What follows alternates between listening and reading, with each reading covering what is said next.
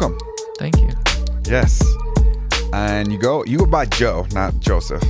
I go by Joe, Joseph, Joe Mama, whatever you want to call me. Okay. And your producer name is? Memo 71. Memo 71. Yeah. Which I've got to listen to. And you're good, bro.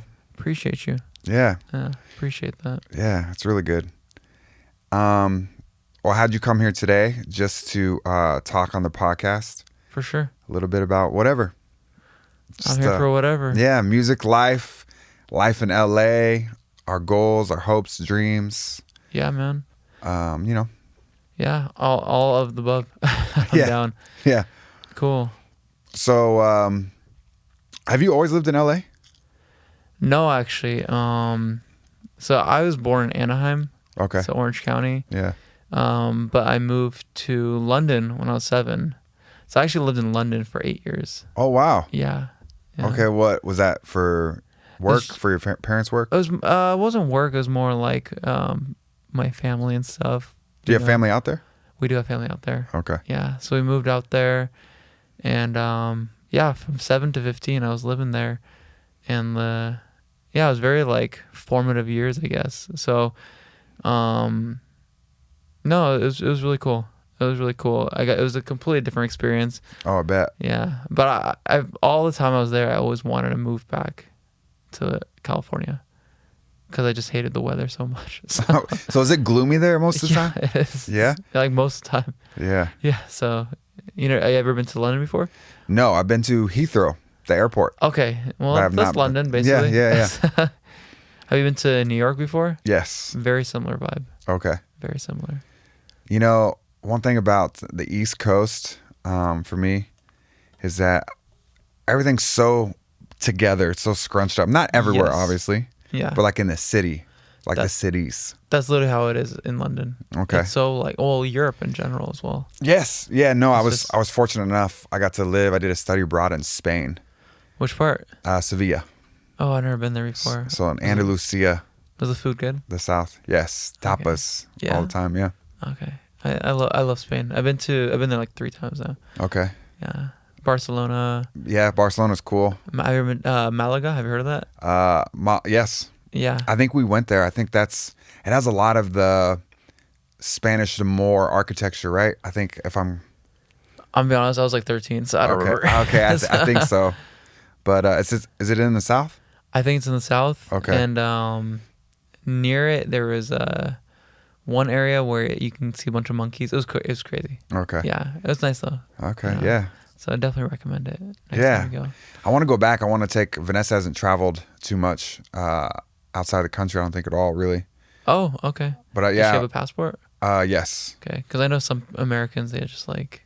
Oh, yeah, no. They never get their passport or anything. They could just vibe, because they don't need to. We have like every state is its own country, basically. I know. So it's but traveling, that's funny you say that, because...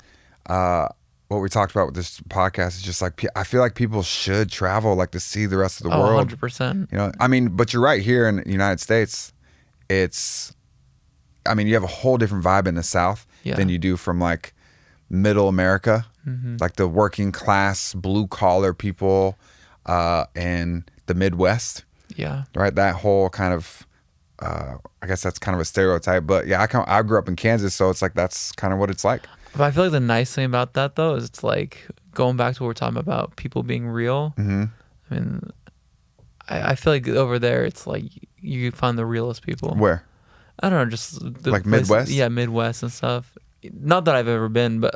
Yeah. No, but you're right in a sense of the working class people in the United States, for sure. That's real. They go to work, they have their family. Yeah. They do family-oriented stuff, and... I've just heard Southern hospitality or oh, absolutely. I love it. Yeah. Does Connecticut count as? No, that's the East Coast. Yeah, it's more East Coast. Yeah. Okay. Yeah, I don't think I've been to the Midwest before. Yeah, Arizona, does that count? I think they consider that the Southwest. Okay. Because it's got some of, and the reason I say that is because of some of the Native American artwork and art that they have down there. Oh, that's cool. New Mexico, Arizona has this very... It's But Illinois, Iowa, even Montana, I would say. Okay. Midwest, like those, North Dakota, South Dakota. It's all on my bucket list. So Yeah. never been before. So. But speaking, look, I've traveled. I've been very fortunate to go to a lot of places, but I've never even been to the Grand Canyon. You should. I want to go. It's nice. People always say, do not go in the summer. Okay, that makes sense. Right? It's like I went in wintertime and it was fine? I mean, it was cold. Oh, okay. But like, no, it was beautiful, man. But I can imagine probably summertime because it's like a desert. So Yeah. it'd probably be like 117 degrees. Just that'd be too crazy for me. So. That's a lot. Yeah, but it's in the wintertime. It's also cold because it Yeah. was like snowing. I think right before we went. Oh wow. Not there, but like, I took a trip with my friend. Mm-hmm. Actually, the friend that I'm gonna meet up with afterwards. Where, she lives in New York. But when she came down here, because she used to live here, we took a trip to Arizona, and it was snowing the morning of that we went to Grand Canyon. Okay. Like the Airbnb, it was like snowing and icy. Not snowing, it was icy. And then we drove up to the Grand Canyon, and bro, it was crazy. That's cool though. I like road trips. Crazy. Yeah, same. I always love road trips because you can just like stop anywhere you want. I feel like it's another thing. You know, Yeah. kind of circling back to our topic earlier of relationships and marriages not lasting as long. It's like people don't do road trips as much anymore. Really? I Yeah. never noticed that. Like not like I love road trips. At least for me, what I hear people talk about, it's not like a common thread. What do they do? Is it more like resorts now? Resorts and people just fly places. Okay. It's not as like, back in the day, I should give a time frame, but like Route 66 was like the highway, and people would, it was like a whole family oriented highway that you go down this highway, you see things, you stop at different places, Yeah. you have this whole experience. Honestly, no, I feel that. Yeah. I actually, I never even thought about that, but I mean, yeah, road trips, man, they're just, honestly, they're the best. Yeah, they're awesome. They're awesome because, you get to, I just like the fact that you can stop whenever you want. If you like are like pass by something that, you've never seen before, you can be like, oh, what is that? Let's go check that out real quick. You can make detours whenever you want. Also just the views you get. I mean, like I don't think I've ever flown to San Francisco, like ever. But I have an aunt that lives in that area. She lives in Oakland, and bro, it's like I've driven there every single time. Okay. Just because it's so like. What's that, about 6 hours? 6 hours, with me, maybe about 5 hours. Okay, all right. I have a buddy there, Yeah. or who goes there often. He used to live there, but he goes there often. Okay. I think he's got family, but he was just there and just posted something on his TikTok that was, he was like, "This is why you don't leave your car unlocked," or something like that. No, I heard never. everything gets robbed. No, never. That's okay. That's actually so true.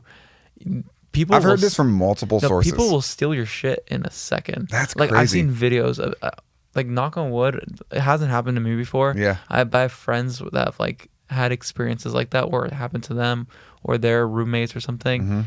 and it's like, you leave like a backpack in the trunk, or you. So leave nothing in your car is what they say. Literally nothing. Some people even put signs on their car saying, "Please don't smash my window. I have nothing in here," because they know that people are going to smash their car anyway. That's crazy Isn't that to me. crazy? I wonder why. Why, like, not even LA, but why Oakland? Why? Yeah. I mean, it happens in LA, but it's not as frequent as it in like San Francisco, which is crazy. That's like, Isn't that insane? Yeah, I don't know, and it's like known for that. Yeah. Oh yeah. Like I've heard stories. People be like, "Oh, I just parked my car for 10 minutes, and then somebody came and bashed my window in and stole my bag or something." I'm like, bro, like, There's a video I saw where people insane. spotted something in somebody's car, and they're at a stoplight. They jumped out, popped the window in the back, grabbed the backpacks and stuff, and then kept going. And I was like, what? That's actually insane. That is insane. But Yeah. hey, whatever. That's what you just gotta leave it empty and stuff. Yeah. But okay, so you've never flown up there. You always drive. Always drive. Yeah, I always drive there. Oh yeah, road trips. Yeah, they're just fun, bro. Yeah. Yeah, I'm kind of like you. I feel like because you can just explore so many different areas and stuff. Like yeah, I mean, I've been in Arizona. I've been to Vegas, same thing. I've never flown to Vegas. Yeah. I just always drive there. It's just a nice drive, you know. Yeah, I drove to Relaxing. Vegas from Denver, a 15-hour drive. Oh, that's pretty crazy. Yeah. How was that? It was my 30th birthday. It was great. The drive back was worse because, you know, when you're going back somewhere, it's just not as, right? It's the anticipation. Yeah, it's the fun part. Right? That's the fun part. Because you're hyped. Yeah, exactly. It's like when you fly somewhere as well. It's like you're hyped, like, oh, I'm about to get to like Italy or something, you know, like. They always say the anticipation's what is it, greater than the result? Oh, yeah, I can like see even that. when you get to Italy, it's like it's awesome, but not as awesome as the feeling of going to the airport and flying and like just all that experience of just hyping it up. Mm-hmm. It's cool. I guess going back to your original question, you said, "Have I always lived in LA?" So we caught a huge tangent. Yeah, no, it's all right. Yeah. That's all right. We took a detour. I tend to do this, so It's all right. yeah. So I used to live in London, and then I moved back here when I was 15, and I moved back to Orange County. Lived in Irvine when I was in high school there. Finished my high school there. Went to community college. Went to UCLA for undergrad. So I moved up to Westwood. After graduating, moved into Long Beach, and now I'm here in LA again. Okay. So I've just been everywhere, bro. Yeah, that's good. But yeah, to answer your question, the past since 2012, so about 13 years, I've been in SoCal. Yeah. Do you plan on going anywhere else? You know, it's so funny you bring that up today. Like literally today, I was like, so I spend the mornings praying. Like I always spend 30 minutes in the morning praying. It's just a great way to start your day. Yeah. And I was praying, and I kept having this thought of I should move to Rome. So to where? To Rome? To Rome. Italy. Yeah. Okay. Like it came out of nowhere. So I was just like, I started journaling about it and stuff. I was like, I don't know what this means. You journal? I journal. I think journaling's great. I talk about that on the podcast, to write stuff down. It's how I got the name Memo 71. Okay. It's from a journal. Did you write, how did that? I'll have to tell, that's the whole story. Oh, okay. But, okay, yeah, but it came from journaling as well. And, yeah, bro, I was journaling about it this morning, and I was like, Rome. So yeah, so to answer your question. Why Rome though? Where did that come from? What? Well, I love Rome. I'll be honest. I went there one time, like in 2022 with my buddies, and I had like the best time of my life. Like it was so great. Yeah. It was so great. We were only there for like 3 days. Oh, but still, that's my quick story to Rome is I went there twice. Once when I was backpacking before I lived in Spain. I went a few weeks early so I could go over. And then I was fortunate enough again to go to Egypt, and we had a layover basically. No way. To stay in Rome for a day. So I got to go. That was my second time there. That's cool. What'd you think of the food? I loved it. I was like, I'm getting fat immediately. No, I was me like, I'm too. gaining weight. But then everyone walks everywhere. And the gelato's like, oh my God. That was one thing I thought of. I was like, this morning, I was like, if I go there, I'm going to eat pasta like every single day. But then also I'm going to walk everywhere. So I wonder, I was like, does it cancel out? Well, yeah, I think some of it does, right? Yeah, so I don't know. So, bro, I have the weirdest story from Rome if you want to hear it. Yeah. So I was there for 3 days, right? And I was like, it was like me and like 8 other guys basically. It was like a guys trip. And I like had my dating apps, but I wasn't really doing anything. Like we were traveling to different countries and stuff. But when we went to Rome, I was like, okay, you know what? Like I'm gonna start like grinding on this dating app because like on the other countries, I didn't really care. I was like, Italy, you were like, yeah. But Italy, I was like, I would love a date in Rome. I would love a date in Rome. Italian girl. Yeah. So I was like, bro, that just sounds amazing. Yeah. So I was like swiping, on every single person, basically just trying to find myself a date. Yeah. And I ended up matching with this girl. She wasn't Italian. She was Dutch. Okay. But I was like, she was cool. She was pretty cute. I was like, and we were vibing. They speak perfect English too. Oh yeah, she's perfect English. Yeah. And so we were just like vibing over and over text all in one day. Like we'd match in the morning and just talking all day. And, you know, eventually, I'm telling her like, hey, like I'm gonna be leaving Rome in like a couple days or something like that. Like, would you be down to like meet up and stuff? And she was like, yeah, I'll let you know. But, wasn't sure really. So I'm just like doing my own thing, doing my day. At nighttime comes by, and me and my roommates, or me and my friends were all like hanging out and just doing our thing. And like she texts me and she's like, oh, are you down to meet up tonight? And I'm like, fuck yeah, I'm down to meet up tonight. Let's do it, bro. Let's do it. And so we went. It must have been like 11 p.m. or something. Yeah. So I went. I took a fresh bottle of wine that we hadn't opened, And throughout the text, we had talked about a card game that she like loved playing. So I brought a deck of cards with me. Mm-hmm. So we get there. I meet her at this bar, and she's there with like 2 or 3 other guys. And then she, I'm that's a little off-putting. Yeah, and at first I was like, oh, she's probably hanging out with her friends, and now they're dropping her off or something. But she comes and gives me a hug, and she's like, oh, these are my friends. I'm like, oh, hey, what's up? What's going on? But then she's like, oh, we're going to go sit together. So I go sit down with her, and now it's like me, her, and like a few of her guy friends. Okay. And I'm like, okay, this is kind of weird, but you know what? Like, whatever, we'll work with it. Yeah. So we're just like, I'm being polite, talking with everybody, just trying to, be nice and everything. And then eventually I turn to her and I'm like, well, let me talk with you one-on-one. So we start talking one-on-one, start asking her questions, and the guy friends are talking together. So we're talking stuff, and I tell her, hey, I brought cards. We can like play a game, that game you're talking about later. I brought a bottle of wine. And so it was vibing. It was starting to work out a little bit. Okay. Then,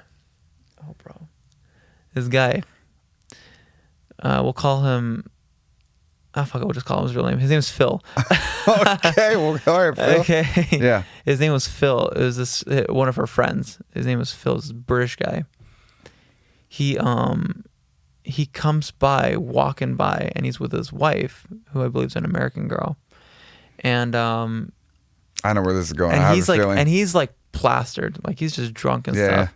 And he comes and he's like, oh, says hi to her, and then he comes and sits with us. So now it's like me and the girl, like I think it's like 2 other guys, and then like Phil and his wife. And I'm like, this is getting weird as fuck. This is getting really weird, but I'm here for it.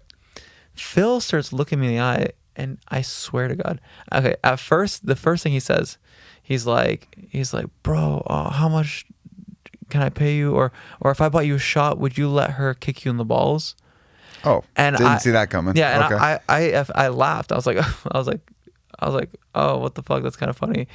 But then he said it again. You cannot. And then I was like, and then he said it again. He's like, bro, like, no, seriously, how much? And I'm like, no. And then he was like, no, but bro, like, I want to see someone get kicked in the balls. And then we start talking about this for like 30 minutes. What? Like, he's like trying to negotiate with me, like, oh, if I buy you 2 drinks, if you can, like, I'm like, bro, what are we doing here? Like, I'm on this date with this girl. What is happening? And you're like over here, and his like wife is like laughing along, and the girl was laughing along, and I'm just like, bro, I feel like a fucking schmuck over here, like an idiot. Like, what is going on? And he's just like, he started getting more and more aggressive. He's like, bro, like, if I don't see someone get kicked in the balls tonight, like, bro, you get kicked in the balls. So I started saying that as well. I'm like, well, why does she kick you in the balls? He's like, no, I can't let another girl touch my balls. And I'm like, well, what about your wife? What if your wife kicks you in the balls? And then he's like, well, I don't know. I was like, I'll buy her a drink today. And then I'm like, wait, what the fuck are we talking about? Why are we talking about someone getting kicked in the balls? Then he eventually turns and starts asking the other guys to do it, and the girl that I'm on the date with, she turns to me and she's like, I almost forgot you were on a date. Yeah, me too. She turns to me and she's like, you don't have to get kicked in the balls tonight. And I'm like, I fucking know that. Of course I know that.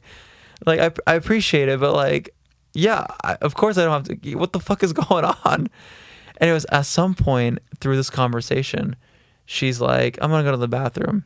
So she goes to the bathroom, and I'm like, bro, what the fuck? What is going on? Yeah. And I turned to him, and I'm like, what the fuck? Like, and he's like, bro, I'm just trying to wingman you.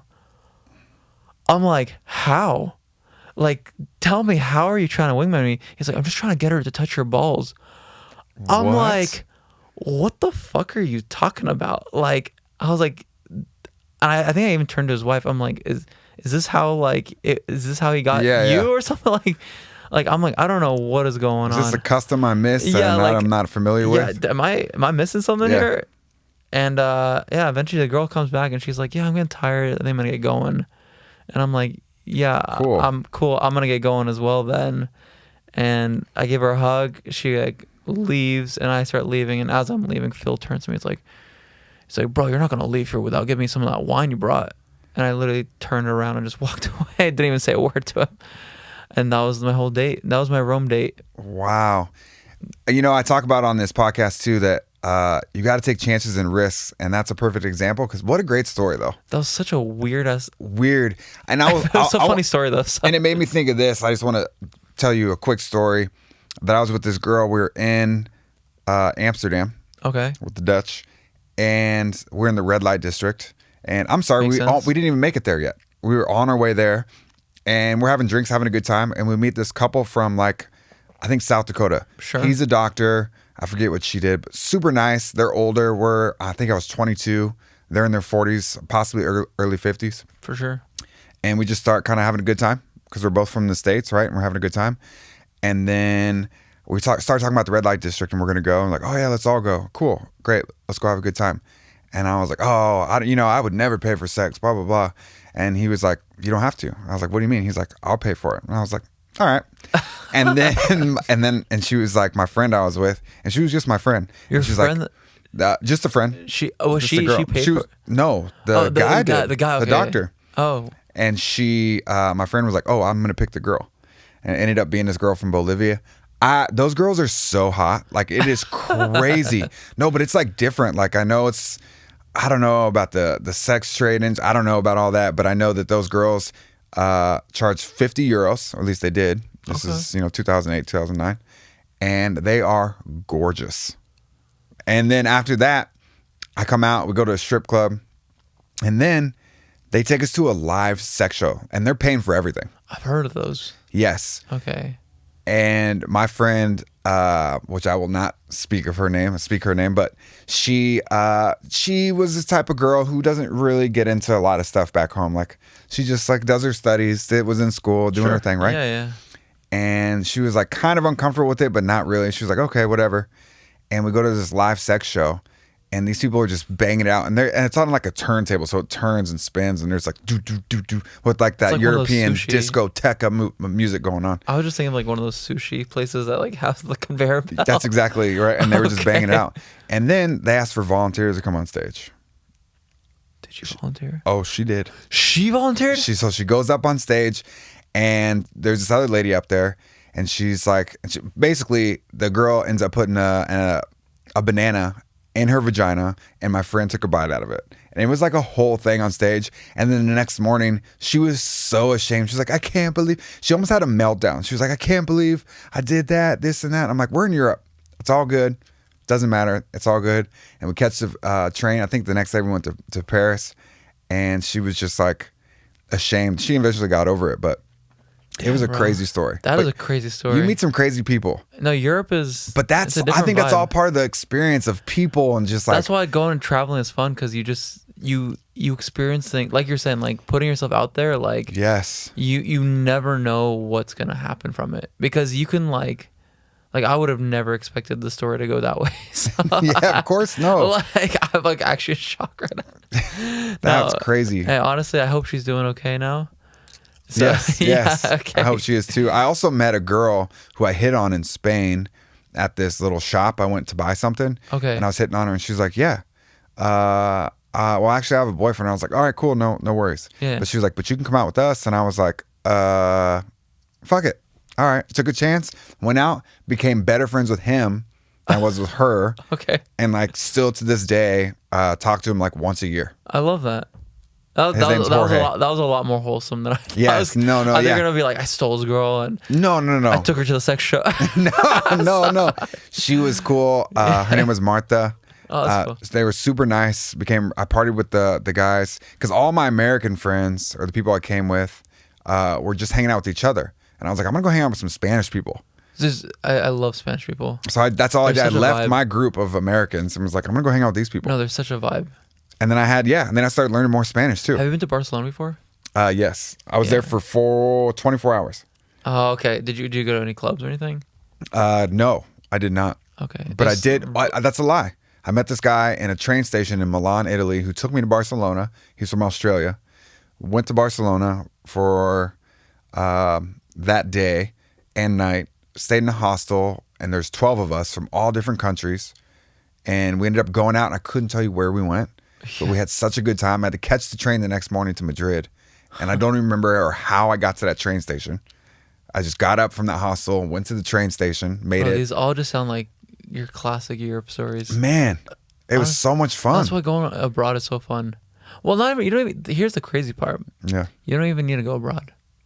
Sometimes, I'm not saying you have to go crazy. No, but I mean, yeah. like sometimes like when I travel places, like I feel like, sorry, this is getting a little deeper, I guess. But No, it's all right. It's all right. But like sometimes like when I travel, I feel like, you know, I want to explore, and I'm like a tourist because I'm like, oh, I got a week here or something. I want to try this, try that, do all this like fun stuff, put myself out there. But when you get back, you start getting to that routine of like what you usually do. Mm-hmm. But like when I come back, sometimes what I try to do is I'm like, bro, be a tourist in your own city. Like I feel it's a mind shift, because it's like okay, like here LA for example, like how long you been? One of the biggest in the world. Yeah, how long you been in LA for? 5 years. Okay, 6 years, going on 6 years, I think. So it's like you feel pretty comfortable here, right? Yeah. I mean, same with me, right? I feel pretty comfortable here, but it's like, bro, like from time to time I have to remind myself that like there are other things out there in LA I have not yet done or seen, and because I got so into like ingrained into like my routine of like I go to this restaurant, I go do this on the weekends, like I play pickleball and this, you know. Yeah. Pickleball is really fun, by the way. But okay. yeah. But I do all this shit, like, you know, all these different days. But then it's like when I come travel back, sometimes I'm like, bro, I need to put myself out there more often again, because when you put yourself out there again, you can get those like experiences. Yeah, I was gonna say crazy stories, but experiences work as well. Yeah, but that coming full circle, it's like those experiences make your life more kind of authentic. Like you have these experiences, and they make you, I guess for better or worse, I think a better person. I think so too. Right, more well-rounded. You meet different people. So you learn. You learn a lot. Right, and then you apply that moving forward to whatever it is you do. Yeah, no, I agree. You learn a lot by yourself. That's what it comes to. You learn a lot by yourself, whether good or bad. Yeah, it's true. You know, so traveling's fun. I actually just came back from Mexico City like a month ago. Okay. I took a solo trip.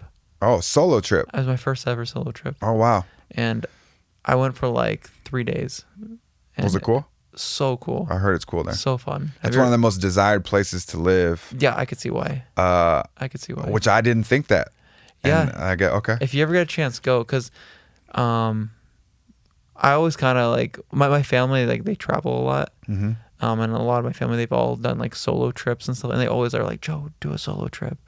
And I'm like, one day. Like I wanted to. It wasn't that I didn't want to. It was more like the logistics of doing it. Yeah. But then eventually I was like, I was talking to my sister-in-law, and she was just like, why the fuck not? Yeah, she was kind of hyping me up to do it. Yeah, good. And so I was like, fuck it, I'm doing it. And I always wanted to go to Mexico as an adult, because I think I went as a kid, but like I love like Mexican culture, like the food, the people, especially the food. The food is bro.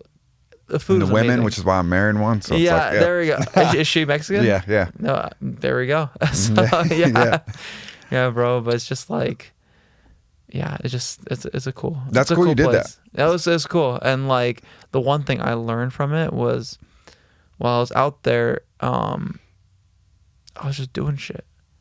Like I know it sounds so simple, but it was like, if I wanted to do something, I just did it. Like I was really craving to see like a lucha libre, like the Mexican wrestlers. Yeah. And I was like, fuck it, I'm just gonna buy tickets and figure it out. And I did it, and I saw it, and it was just awesome. Figure it out. Yeah, figure it out. And then I was like, there was a hot air balloon ride over the pyramids, which was an hour away. That sounds cool. And I had to wake up the next day at like 4 a.m. for it. Yeah. About 4 a.m. for it. And I was like, I'm gonna see Lucha Libre at nighttime, and then I have to wake up at 4 a.m. to see this. And I almost didn't do them because I was like, nah, I need my sleep. But I was like, no, fuck it. Like, I'm in Mexico. Yes. You know what I told myself almost? I almost said I'll do it next time. That's the worst mentality to have. But can you imagine? I think a lot of people do that with so many different things in their life on a daily basis. Oh, next time. That's what I'm saying. You rationalize. Bro, I'll be back here. Bro, I have a crazy ass story about doing it next time. It happens all the time. Yeah, it does. And we do it. Yeah, exactly. But the fact that you even pointed out and just being aware of it and just that you didn't do that, I mean, I think we all fight that battle. So you just have to be like, no, what? Like, what am I doing? No, not next time. Because the thing is, it's like, you don't know when the next time. Because that's exactly what I literally said to myself, next time in Mexico City. Bro, when is the next time I'm going to be in Mexico City? Yeah. I don't know. When's the last time you went? It's only been one time. You know? There it is. Right? You know? Exactly. And a lot of these countries I went to before, like Rome, I said, I'm going to come back. I love Rome. Yeah. I've only been one time. So it's like, so I'm glad. I was like, you know what? I'm already here. I bought the ticket. And bro, that hot air balloon thing ended up being so much better than I thought it was going to be. I thought it was just going to be like, they show us like the thing, like the pyramids over and stuff. Yeah. No, it was way cooler. It was, first off, they showed us, we got to do a hot air balloon, got to see all the pyramids, but then afterwards, they took us to this restaurant that was inside of a cave. Cool. A tradition, like a authentic Mexican restaurant, bomb food. Got to meet all these expats, all these like Americans and British people and Argentina or wherever people were from, all just visiting. And I got to meet, I got all their Instagrams, right? So I'm still friends with them to this day. And they're all super cool. And then afterwards, they took us to this other location where they gave us like fresh, like tequila or something like that. But they're giving us like drinks and stuff. Gotta have tequila when you're in Mexico. Yeah, of course. And then after that, they actually took us to the pyramids, and we got to walk like right next to the pyramids and see them up close in front. So I'll tell you, I love history, so I love that stuff. Yeah, so I thought I was only signing up for a hot air balloon ride. I got all of that in what I bought. So see, there's another reason. That's what I mean. So I was like, and I kept thinking about that. I was like, bro, if I had just said, oh, next time I need my sleep because, I don't want to wake up at 4 a.m. or whatever, I would have missed out all of that.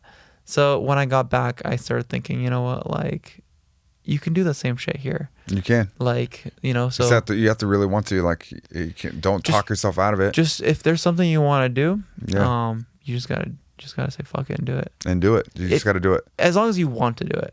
And as long as right. You don't like commit yourself, oh, I should go bungee jumping when I really don't want to do bungee jumping. Exactly. So there's a lot of things like that. There are a lot. Wait a second. So yes, I want to come back to. So wait, I met you because you were looking into the studio, but so you're a producer. So do you do that? What do you do right now, full time? Well, I do have a full time job. Yeah. I work in the medical field. Okay. But my heart is in music. Yeah. So I'm hoping to transition into the music one day. And what got you into music? Well, pretty much similar like a lot of people just as a kid. I learned an instrument. I learned piano when I was like 6 years old. That's all I want my daughter to learn. Yeah. Exactly. And then I learned guitar when I was 9. Okay. And the guitar was like the big stepping stone for me because I just like fell in love with the guitar. And I practice every single day. And you can ask anybody I'm like always with a guitar basically. A lot of, so just growing up, I just, would play guitar every single day. And I loved a bunch of different bands. I love the Beatles, love like rock bands and stuff. So I would just learn these songs. And my mom put me and my younger brother, into guitar lessons at the same time because they were hosted at school. Mm-hmm. And you have like a 30-minute lesson or something. And we both learned it at the same time. But he kind of like fell a little bit away from it. But for me, like, I got more and more curious the more I was doing it. Like, I got so, like, the better I was getting, the more I was like, oh, I want to learn more. And, so I would like challenge my guitar teacher to like teach me like harder songs. I'd be like, oh, cool. Because I remember he used to show us, he'd print out like tabs for like songs that I knew, but they were like simple. That's how I learned was tabs. Yeah, tablature. Same. Yep, same. And they he would bring very like simplified versions of the song. So like it would be like in the wrong key and like missing a couple notes just to like make it for beginners. And I remember I'd always ask him like, no, fuck that. Yeah, no. I'd be like, no. I want to see how the person plays it. Like I want to learn how the person plays. I don't want to like learn this like basic version. Like show me like when I watch the video, like I want to play it the way they're playing it. I can do that shit. Yeah, I want to do that shit. Yeah. And so he started teaching me that stuff. And I was like in elementary school. So once I did that, eventually when I moved to, once I went to, it's all in London, by the way. And then once yeah, that's right. Yeah, okay. it's all in London. Yeah. Once I got into secondary school, they call it primary and secondary school. Yeah. When I went to secondary school, I didn't have a guitar teacher for a little bit. And so I started teaching myself guitar. I joined, a band and like. Some of the best bands come from London. Oh, 100%. I love London bands. Yeah. I love London bands. I think. Or British bands. British bands. My theory is that because of the weather, everyone's inside more often. Huh. And that's my theory. Is that people are theory. inside, right? And they create this kind of, there's just more that comes out because they have more time with themselves inside and they're like trying to figure out what to do at the time. And that's my theory. I like that theory. I feel like it's something similar, except I think it maybe because of the weather. Yeah. Everyone is in a gloomy mood. It brings out more of that. And it brings out more of the real emotions. Because sometimes I feel like, especially with like really like, we were talking about real and raw emotions, like sometimes I feel like gloominess and sadness, that'll bring out like. Don't get me started. Like, fuck with an Adele song. Like, dude, that'll bring like a fucking banger of a song. Yeah. Like, it's like, I'm sorry to hear what's going on through that person's life. Yeah, of course. But at the same time, relatable. It cretes the best music. It does. Like, the best art is like from suffering, I swear. Sometimes, like. I hate to say this, and I've told people this. My apologies ahead of time, Trent. But when Trent Reznor stopped doing drugs, and I felt like the 9 Inch Nails, like, yeah. Oh God, that was some of the best stuff ever. And then when he stopped, I was like, oh, it's still good. It's just not as. Like, it doesn't resonate as much. Man, it doesn't. Yeah. Like when he, yeah.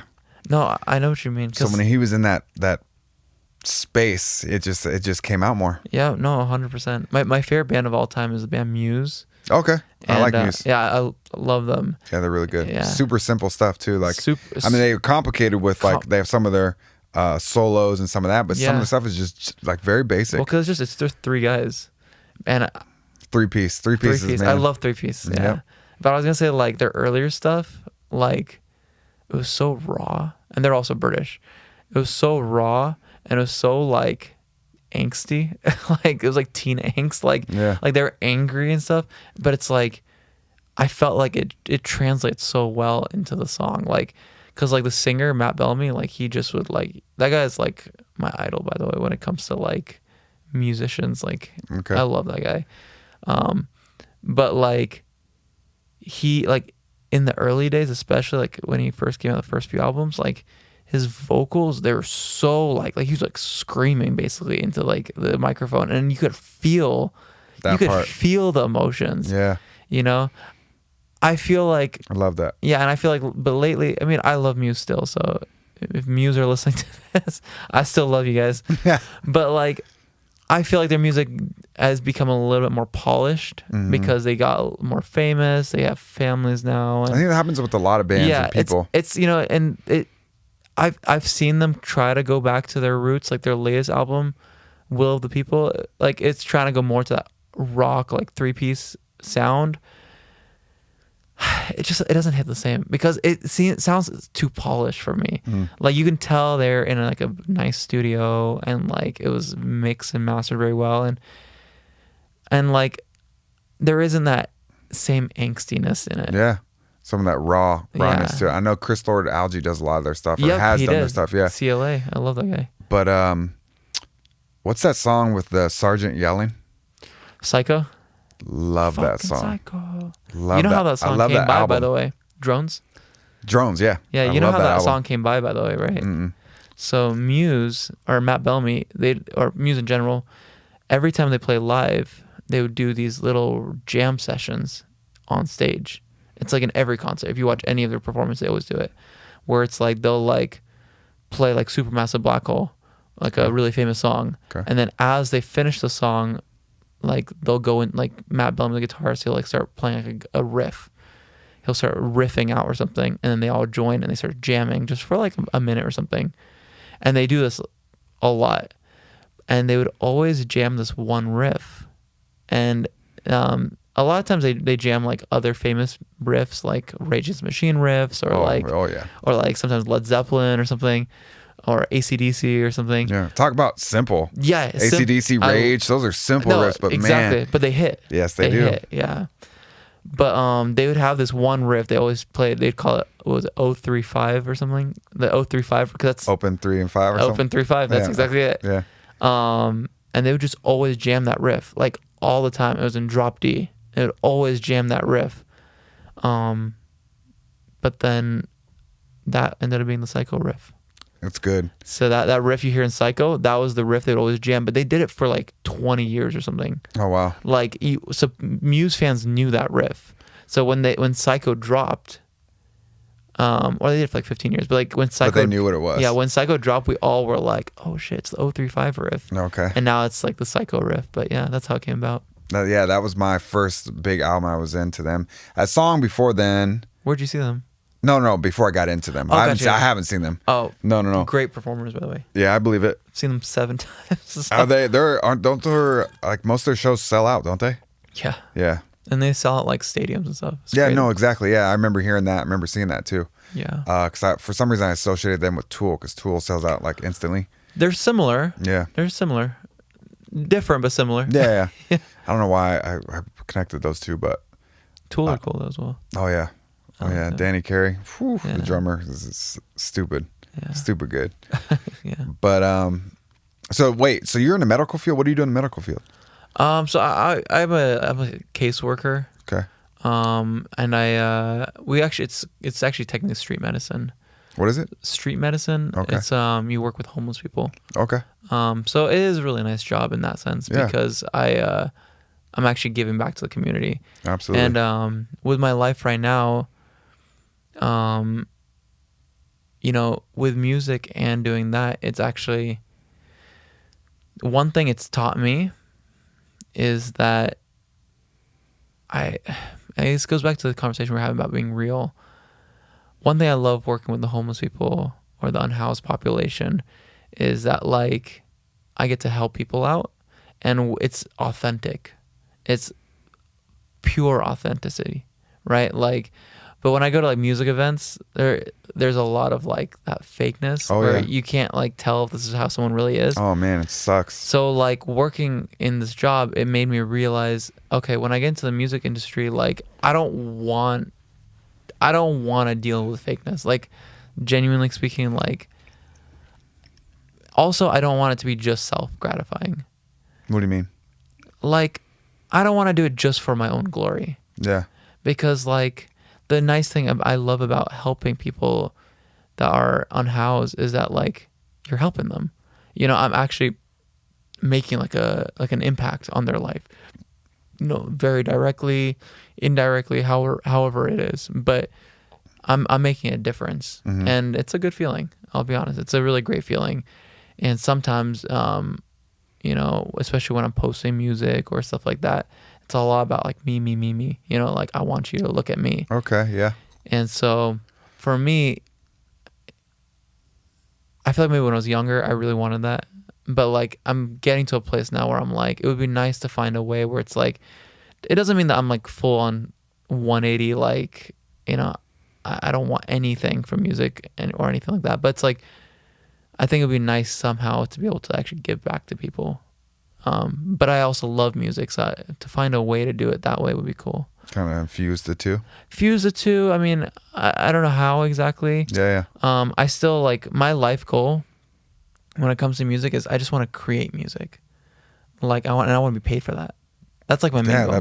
Like I want to be paid to create music in whatever form that comes. Like whether that's like I'm making beats for people, whether that's I just signed up for a film composing class. Okay. So whether I become a film composer or something, or whether I'm doing sync licensing right now. Film composing, like our man.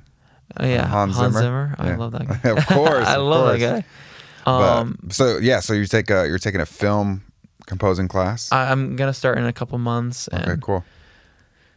So my goal is to create, but I also that idea of I want to be able to help people, I think would be really nice. Yeah. And not in like a cheesy way of like I want to get back to me, but like genuinely like I don't want it to be just like. I feel like in the long run, it's nice to like help people for me. So that's me.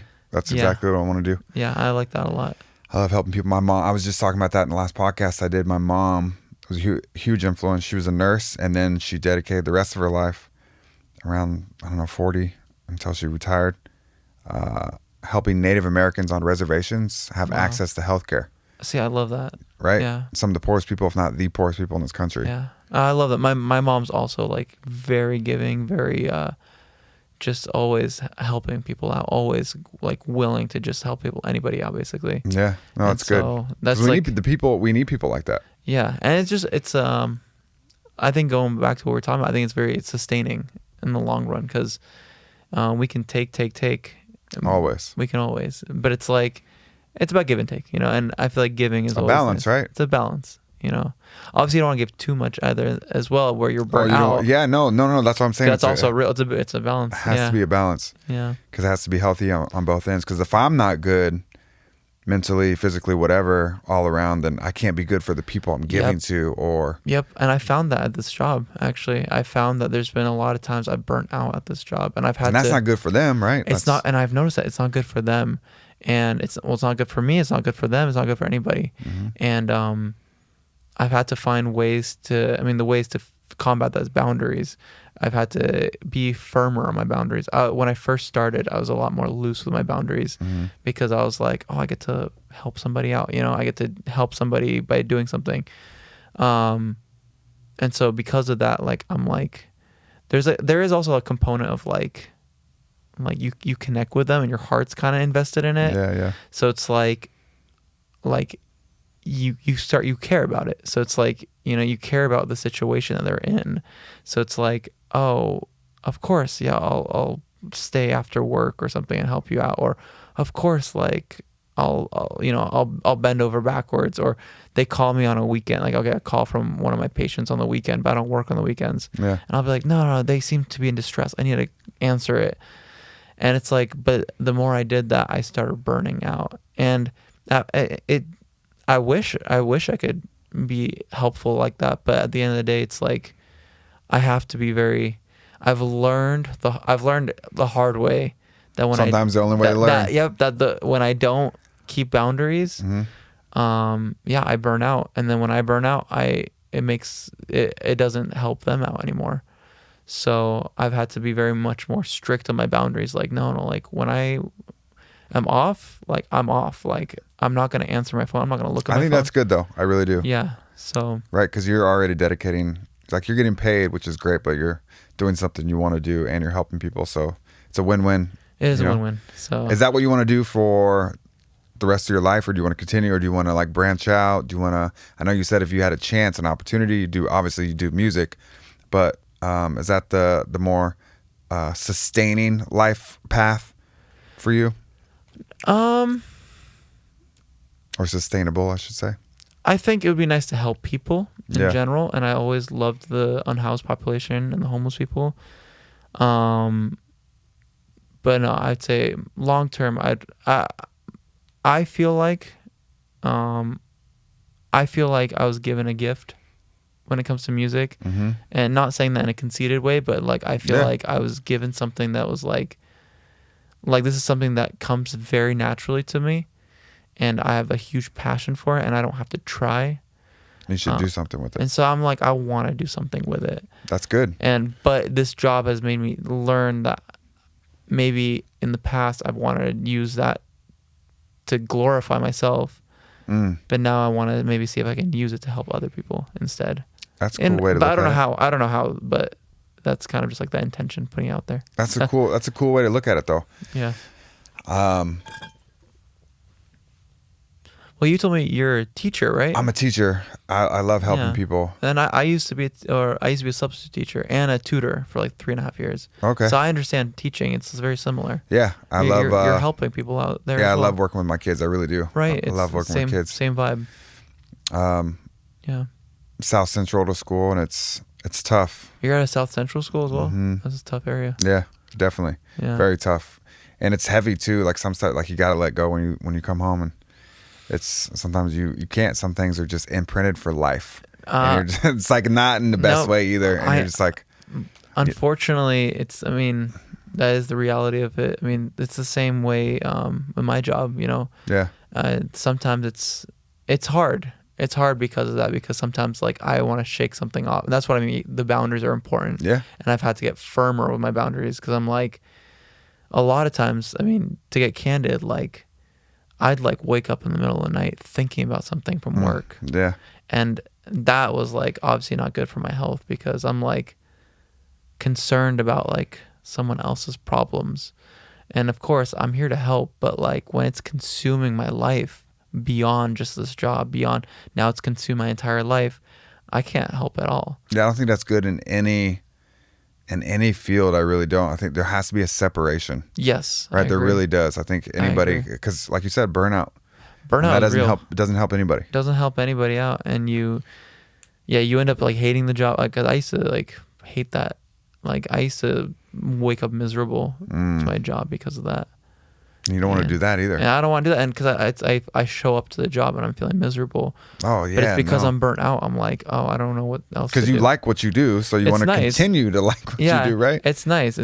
Yeah. But like I said, long term though, I want to move to music. Yeah. Yeah. But I do want to continue that spirit of helping. I think that'll be the nice people. Helping. So. Moving to Rome. Pursuing music, moving to Rome. Yeah. Do you think that's a possibility? That thought just came today, so I have no fucking idea. Yeah. And let me ask you this: do you believe in coincidence, or do you think everything happens for a reason? I think everything happens for a reason. I do too. I don't believe in coincidence. I'm like a detective on a show. I don't believe in coincidence. Tell me more about that. What? Like expand on it? Yeah, your beliefs and stuff about that. Well, I think that everything. Yeah. No, I think everything kind of lines up.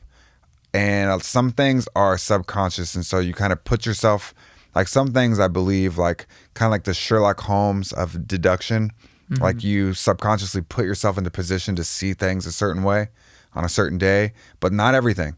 I think sometimes the universe is, or God, however you want to look at it, is supporting you in that direction, and it's like, look, I'm showing you something, or I'm offering you something. Yeah. Take that, bite the worm. It's you know. Yep. And then, like I said, other times I feel like sometimes we rationalize it and want to see it that way, so we choose to see it that way. That's not all the time, but like, I don't know. Do you ever watch Sherlock Holmes? No, but I mean, I'm familiar with Sherlock Holmes. But basically, the idea is like he finds it through deduction. Like there's always an explanation for certain things, but. Like, we're talking about Rome, but maybe you saw a show last week. Yeah. And maybe, you could break it. Yes, you could break it down that way. But I don't believe that for everything at all. I know exactly what you mean. Sometimes so for me, I believe in God. Like, I'll just put it out when there. you said praying, I figured that. Yeah. I just believe in God. Most of my friends, most people I've ever, Yeah. And for me, it's like, sometimes I have to try to figure out, using that same idea, is this my thought, or is this like something that God wanted me, or did God place it on my heart to see? Because sometimes it's like that, exactly like you said. Like I also when I went to UCLA, I didn't go for like music I went for civil engineering. So I'm a very like logical thinker when it comes to things. Yeah. So I can understand that, like, like you said, sometimes, I saw an ad for Rome or something, or maybe, I'm going through something and it made me think of this, or you were in Italy or something. Exactly, right? Like, no, yeah. So it's like, so you get it. So psychologically, it could just be something that came to my mind. But then it could also just be something else. Like you said, it could be like the universe, God, whatever you want to call it. Yep. showing us, hey, like you said, I love what you say, bite the worm, or bite the, like, I love that idea, because it's like, I've learned, at least with my walk with God, it's like I've learned a lot of times God will only show you like one step, and you just have to trust. Yes. That faith, right? You have to trust in him that he's going to show you what's there. And I don't know. It's so, going back to the whole Rome thing, honestly, that thought came out. That thought, I took the day off today from work, just to have a little break. And so I woke up late, which is super nice. I woke up late, and I was sitting in bed, and usually, like I said, I usually take about 30 minutes in the morning to like pray, journal, read the Bible. I'm not Christian or anything like that, but like, I just love reading the Bible. Yeah. I do go to church as well, but I wouldn't consider myself Christian. Okay, that's interesting. It is interesting. That's very interesting. I find it very peaceful and very beautiful. Okay, so, all right. To each their own. Like, I don't like, for people to, no judgment, at least not for me. Yeah. But I think everyone walks their own path. I agree. And if you like to do something, especially if it's not involving hurting other people, I agree. And you enjoy it, yeah, and it brings kind of peace and humility to your life, and it makes it better. Yeah. Why not? No, I agree. I agree. For me, I'm not like, well, that's a whole other conversation. But like, that's kind of where I am. I just tell people I believe in God mostly. Mm-hmm. But this morning I was kind of like, took a little bit longer than usual because I had the extra time. And I couldn't stop thinking about that. I was like, what if I just moved to Rome? But then I was like, I want to put this down on paper because I like to journal. And I was like, let me just put this down on paper. And again, same thing. I don't know if it's my own thoughts. Mm-hmm. I don't know if it's God telling me this. I don't know if it's whatever it is. I was like, I'm just going to put it down. And I remember I even wrote down, I was like, I don't know. Like, I don't know how I'm going to finance this. I don't know. Am I going to just quit my job? Like, am I going to get a job there? Am I going to become a successful YouTuber and then like that's gonna finance me? Like, I don't know. Like, and I was thinking like, well, how long? Like, would I stay there for a year? What's the purpose of me going there? Am I just going there just to go there, or am I trying doing some actual like deep thinking? Oh, I was just writing all this stuff down. I'm like, or am I going because like I want to meet like a beautiful Italian woman? Okay, or I even wrote down like, am I going because I want to go see the Pope? Like, is there a reason for this? Like, like, I don't know. Like, I was just like, but I'm just gonna write this down, and then I just feel like I just trust God though. Like, I trust that whatever God has for me, like, it'll line up. So to answer your question, I have no fucking idea. Yeah. I have no idea. Okay, so cool. If it happens, that'll be cool. Yeah. So, but all right, that's just starting putting that intention out there. Yeah. See where it takes me. So yeah, I try to the same way. I feel like I put the idea out there if I want to do something, and I start taking steps in that direction. Yeah. And if it lines up, it lines up. If I'm feeling too much force and pushback, and things are just popping in the way, then I just kind of, I'm not going to resist that. I'm going to be like, all right, I'm just going to kind of pivot. Yes, that's exactly it. I've learned that as well, is that sometimes when I feel like I'm forcing something to happen, I'm like, maybe this isn't in the will of God or God's will, or what's that phrase? Like, you're not in flow state. Okay. I've learned that the hard way as well.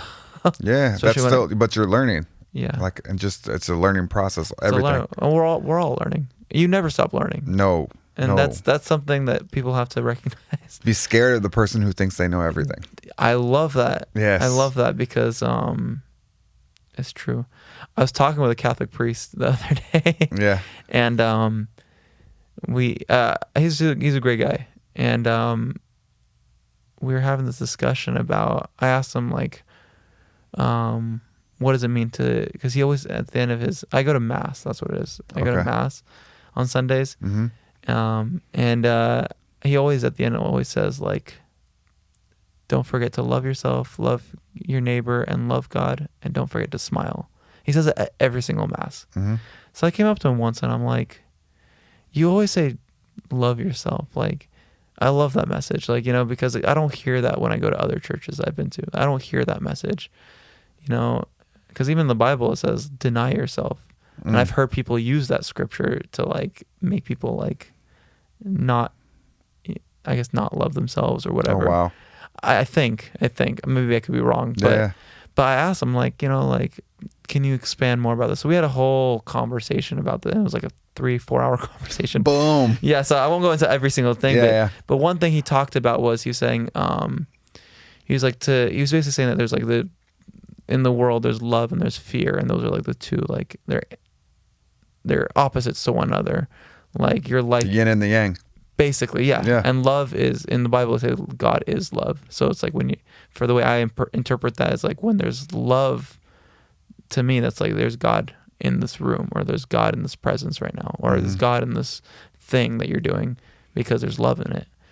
And so he was telling me about how like one of his friends, I think that's like an atheist, who goes cave diving or whatever. He was just saying the best part about cave diving is the discovery part. And the priest was like, I love that, because that's how I feel love is and how God is. Because in this world, you can never know everything, and you keep discovering. And the same with God, like, or universe, you're never going to fully understand, because it's so infinite. Man. And so he was like, I know that's right. Yeah. So he was like, the act of discovery, constant discovery, is to truly love, or something along those lines. That's interesting. Yeah, but he said, but to stop discovering, that's when you lose that love. So essentially, what you said, when you say I know everything, I don't need to know anymore. Watch out for those people. Yeah, that's how people become. I don't know, not good. I don't know. I don't know either. I don't know either, but it's it's always good to just be a learner. We're always learning, and like constant we said, state of pivoting, and yeah, you never know. Life is, like you said, it's this infinite kind of foundation to it. It's just like we don't know everything. We only know I even said that in my last podcast, is just talking about we have this finite amount of information that we know so far. Yep, exactly. Right? And so we all are under that umbrella. Yep. So no person on this planet is above or even below that, really, but just above that is what I'm really trying to say. Is just outside of that, really. Yep. Outside of that. So I mean, the fact that like in the past 100 years we've discovered so many things. Yeah, especially within these last 100 years. Just logically speaking, in 100 years from now, we're gonna discover a crazy amount of different things. Just logically speaking, like there are things that we can't even comprehend right now that we're gonna be like, whoa, we always thought it was this way. I never knew this, like whatever it is. And I'm not trying it's like in conspiracy theories and stuff like that. No, but it'll be cool. It's like we don't know what we don't know. So I love that saying too, because you don't know what you don't know. Yeah. That's why I always tell my students, it's like they're at that age, that transformation age where what it's grade like is it's middle school. 7th? 7th and 8th. Okay. So it's hard. Like they don't want to look dumb. They don't want to ask questions, and it's like not cool. But it's to ask questions or look stupid. But it's like, well, you don't know something until you know something. So how is that even that talking about logic? That doesn't even make sense.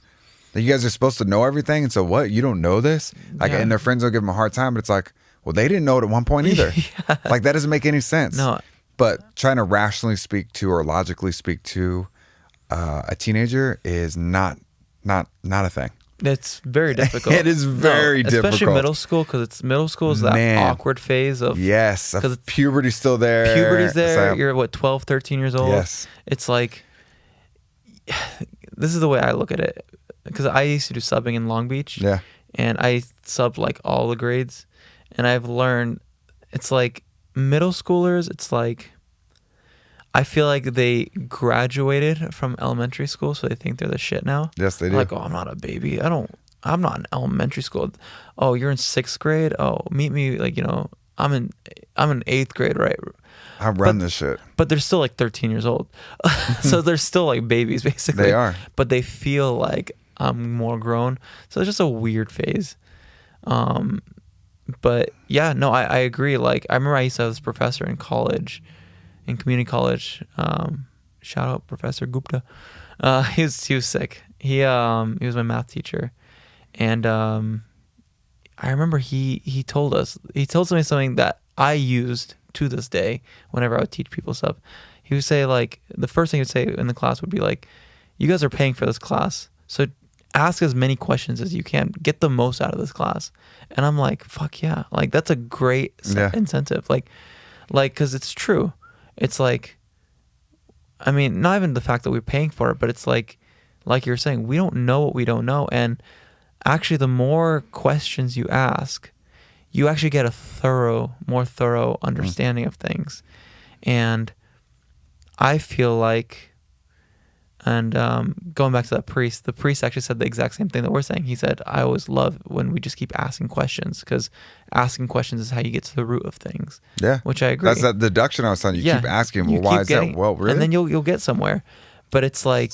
It's philosophical. It's very philosophical. Mm-hmm. And I feel like, not to like toot our own horn, all of it, but I feel like it's a more intelligent thing to ask.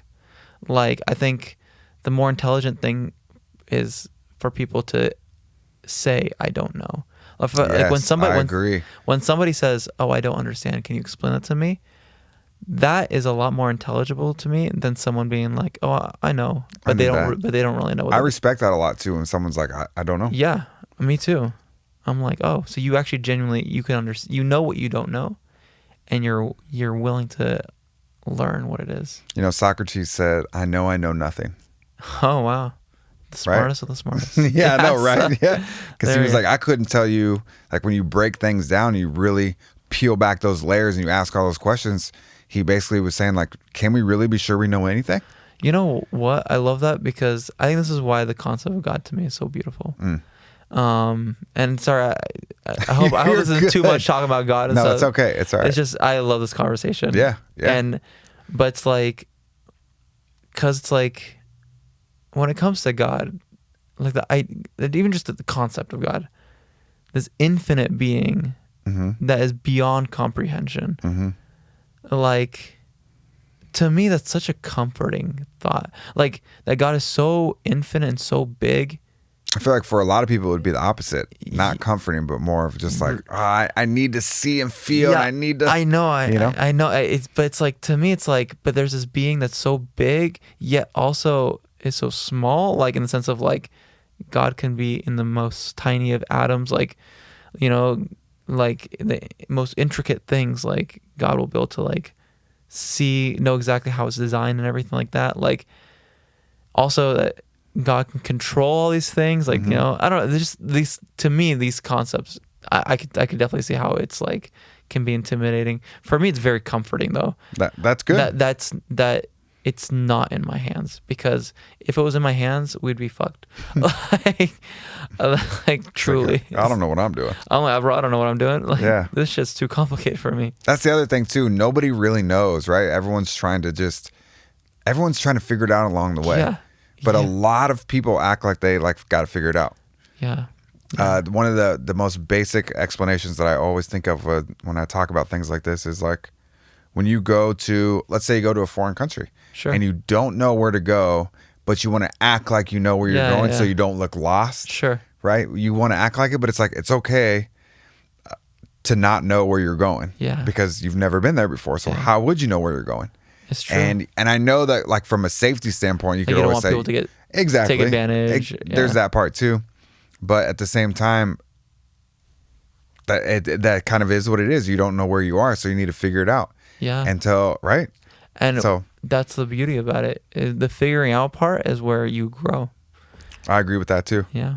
So it's like that process. It's that process. That's why, going back to what we're talking about, you know, trying different things, putting yourself in positions that you're not used to doing, like, you'll learn things or see things that you would have never, their mind couldn't have comprehended. Not comprehended, but your mind wouldn't have predicted was going to happen. And I don't know. I think that's really cool. Yeah. So, yeah, man. Well, I don't know. Memo 71. Yeah. This has been a great conversation. For sure. This is an awesome conversation. Yes, I'm glad. Thank you for coming on the podcast. Of course. Thank you for having me, man. Yeah, I'll have to have you back for sure. Yeah, We I'd could be down. we could have conversation for hours. Bro, I was like, we could talk keep for going. hours. Yeah, we could keep going. Yeah. I was like, I don't know. Should we stop it now? And I was like, yeah. But yeah, thank you so much for coming by. I really appreciate it. I know some of the listeners do as well. So yeah, I appreciate that, man. I mean, I really enjoyed this conversation. Yeah, like I said earlier, I mean, yeah, like you were saying right now, yeah, we could talk for hours. I swear. Yeah. Like we could talk about philosophical things. We could talk about going on bad dates, choices, bad life choices. Yeah. Yes. So, no, I'm excited. I'm definitely down to come back, bro. All right. We'll have some more. I don't even think we even talk about music really, and that's okay. That is okay. That's okay. It's not even a music-based podcast. Oh, I didn't even know that. It's not. Okay, it's that's not. cool, but though. since we kicked it off with music, I just thought that would be something we kind of weave Sure. in it. But it's more of like a life. Sure. Growth, spiritual, overcoming, pursuits of happiness, knowledge, growth, everything. Amazing. Being a better person. So I love that. It was actually perfect. I love that. So, Cool. All right, bro. Well, thank you. Thank you. All right.